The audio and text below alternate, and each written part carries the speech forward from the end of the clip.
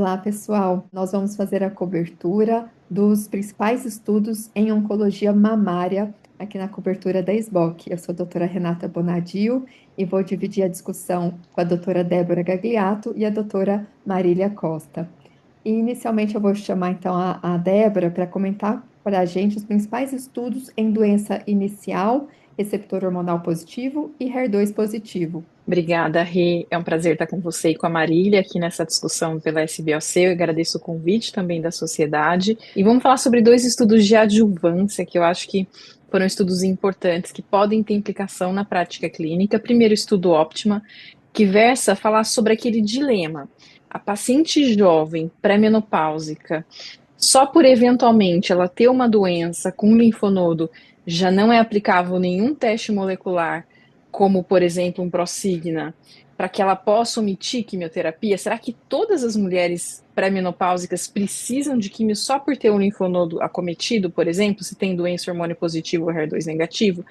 E esse é o estudo Optima, que ele já tinha sido apresentado um preliminar dele na ESMO Breast, Optima Prelim, que recruta mulheres de risco alto, intermediário barra alto, critérios de elegibilidade.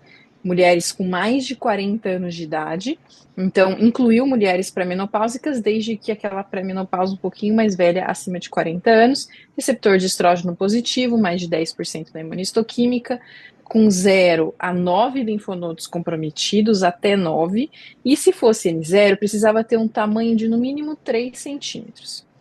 Essas pacientes, então, faziam consentimento informado, elas eram randomizadas para o tratamento controle, que consiste em quimioterapia para essas mulheres de mais alto risco, seguido de terapia endócrina, e o braço experimental, que é o dirigido pelo teste. Era feito o teste Prosigna.